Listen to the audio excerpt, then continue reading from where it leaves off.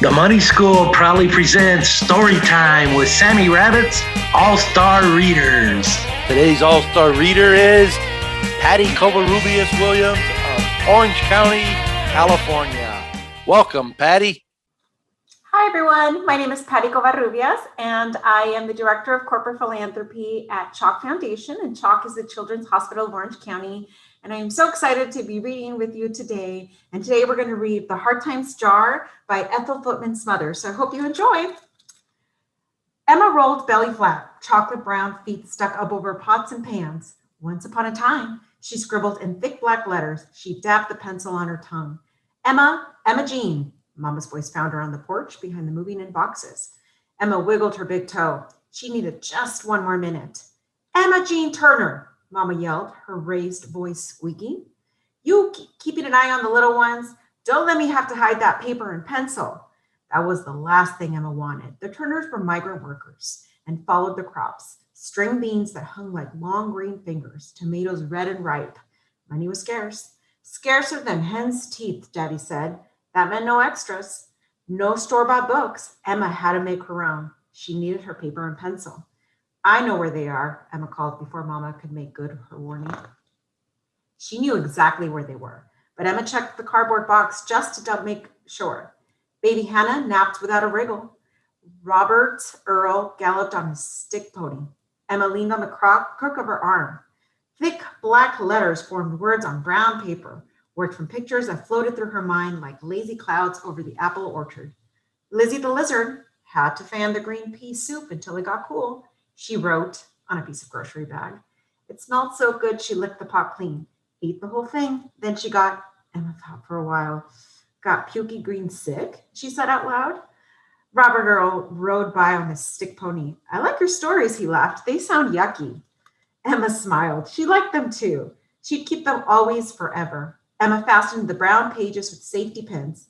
One day, she'd have a regular book, the store-bought kind. Meantime, Emma hugged the grocery bag book with the stories she'd made up herself. Just then, Hannah blinked with wide-eyed. Emma scooped her up, then called for Robert Earl. He was only 6. This year, she turned 8, so Mama had put her in charge. Emma led the way around the moving in boxes. She made double sure that Robert Earl followed her inside the one-room house that sat on the edge of the apple orchard. Emma saw that Mama had hung quilts separating the sleeping spaces from the cooking and eating spaces. She put Hannah down near a sleeping place. You can unpack that box over there, Mama pointed to the cooking and eating place. Everything needs to be put away. Tomorrow's a work day. Tomorrow's apple picking. Emma emptied one box and started the next. Mama's Hard Times jar lay tucked between blankets. It was just about half full of loose change, solid nickels, rusty red pennies, thin dimes, and every now and then a fat quarter. What are we going to do with all this money? Emma knew before she asked. She just wanted to make double sure. That money being saved in case we run out of something important before payday, Mama informed her. That's why she called it the Hard Times jar, because it's for hard times, Robert Earl said. He was silent for a quick minute, then added, Bet I know what Emma would do with all that money. She'd buy her a real book, wouldn't you, Emma? No extras, Mama said as she went about her business. No extras, Robert Earl repeated. No extras, Emma whispered to the Hard Times jar. The next morning, while darkness was still filled, Daddy nudged Emma. Time to roll out with your working clothes, he whispered. When Emma pushed through the quilt curtain, Mama pointed to the corner. The wash pan over yonder, and your plate waiting. Emma dabbed the washcloth over her face and passed it on. Here, Robertie, wash. Roll out with your working clothes on, Robert said, waving the cloth at Hannah. Robert Earl, don't bother with Hannah. Wash. Mama's head was already wrapped for work. Emma, eat, and we'll leave for the orchard. We taking red beans and rice for lunch? Mama asked, her words full of cornbread. Red beans and rice, said Mama. Every day, everybody ready? Apple picking time, said Daddy, grabbing the box of food. Before sunshine spread to the trees, Daddy laid his extra long ladder in their branches, all the way to the top he climbed, picking high above Emma's head. Mama seated Hannah in an empty crate. She pulled apples that hung down low. Apple picking time, she said, turning to Emma. Emma had already picked herself one. It tasted of morning, cool and crisp. Emma licked the sweetness dripping down her chin. Robert Earl gathered red fruit off the ground. Some of these all gushy, he said with a mouthful of apple. Pick only the good drops from under the tree, Daddy told him. Daddy's large sack quickly bulged, running over full. He released the strap then, and the round redness rushed into crates with loud thuds. The sound of spilling apples gave Emma another idea. She needed 1 minute. Lizzie tumbled over and over, stomach hard as bricks. Emma pulled out a piece of brown paper and scribbled. Emma Jean, Mama called from between the branches. Do you want me to hide that pencil? That was the last thing Emma wanted. She slid the pencil and paper back into her pocket. She piled apples high into the crate. She'd work plenty to add money to the hard times jar. That way she'd be some leftovers for extras. That way she'd get a store-bought book. Sometime after the sun climbed over the top of Daddy's ladder, Mama passed red beans and rice.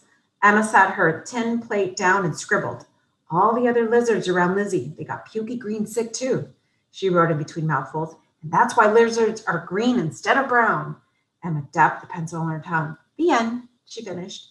Emma turned the paper over. She'd planned on making up another story right then, but Daddy called that it was time for work again. One evening, when the trees in the orchard grew thin shadows, Mama sat Emma down. Emma Jean, she began, tomorrow you won't be picking apples. I won't. Emma's eyes filled with tears. How could she add money to the hard times jar? How could she ever earn enough for extras if she didn't go to the orchards?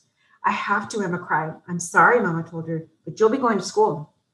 School? Emma frowned. I never went to school before when we came up on the season. That's what some folks called coming up north to work the crops.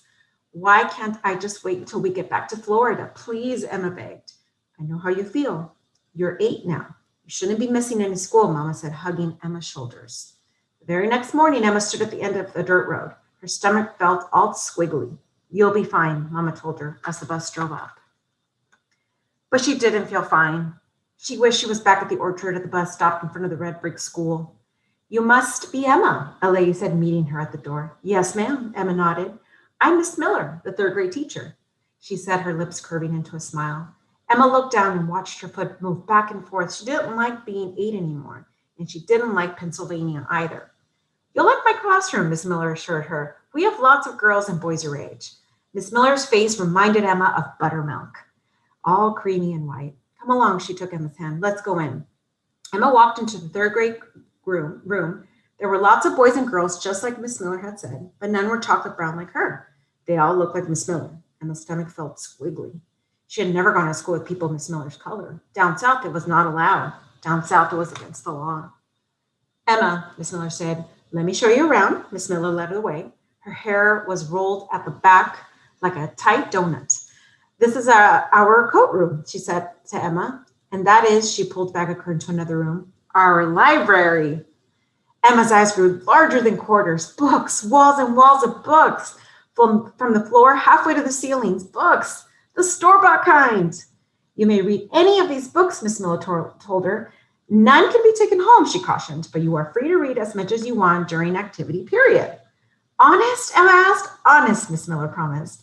And that afternoon, when Miss Miller announced activity period, she told the class they could work on arts and crafts or choose books from the library. Every day, Emma chose books. She squeezed them and hugged them. She carried them to the chair way in the corner. I love you, she whispered, reading in the smell of them. From then on, Miss Miller would say, why, Emma, I can hardly tell where that stack of books ends and you begin. On Friday, Miss Miller stood in front of the blackboard. She faced the class. Make sure you take your sweaters and jackets home, and remember to return all books to the library before you go. Have a nice weekend. Emma was the last one in the coat room. She hugged the 2 books still in her hands. She was going to put them back on the shelf after she got her sweater. Instead, she slipped them between the folds of her sweater. I'll just borrow them, she told herself. She was positive no one would miss them. At home, Emma snuggled into a corner. She held the books on her lap, all 2 of them. These covers were slick and shiny. One had pictures of a golden carriage shaped like a big pumpkin. Emma ran her fingers over its smooth pages. She imagined how grand it would be to ride in such a fine carriage. The other one showed 2 mice in fancy dresses. Each carried an umbrella. Emma could hardly wait to find out where they were going.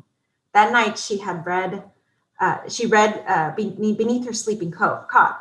Her fingers followed every word, letters stretched across the page like blackbirds seated neatly in a row. On Sunday, Mama pulled 2 books from Emma's cot. Emma Jean, what are these books doing here? I thought they were not supposed to leave the school. Emma watched her foot move back and forth. I only meant to borrow them for a little while. They have plenty more at school. Emma let out a long sigh. I don't have any store-bought books. It makes no difference, Mama said. These books don't belong to you. Mama turned Emma's face to hers. What must you do? Put them back on the shelf, Emma said softly. And you must tell Miss Miller what you've done. Emma had those squiggles again. This time they made her heart leap right out to the edge of her skin. Do I have to? Yes, you do, Mama said.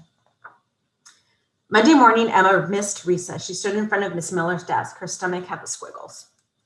I took these books home from the library. Emma looked down at the floor. I am sorry, she said. I didn't mean to cause any trouble, honest. Of course you didn't, Miss Miller said, smiling. And I know you'll never take them again. Never, ever, Emma promised. That evening, Emma sat down. I'm proud of you for owning up to what you did, she said. That must have been hard. The hardest, Emma told her. Mama unscrewed the Hard Times jar and placed 6 shiny quarters in Emma's hand. From the Hard Times jar? Emma asked. That's what the Hard Times jar is for. Hard times, Mama said. Robert Earl smiled. Bet I know what Mama gonna do with all that money.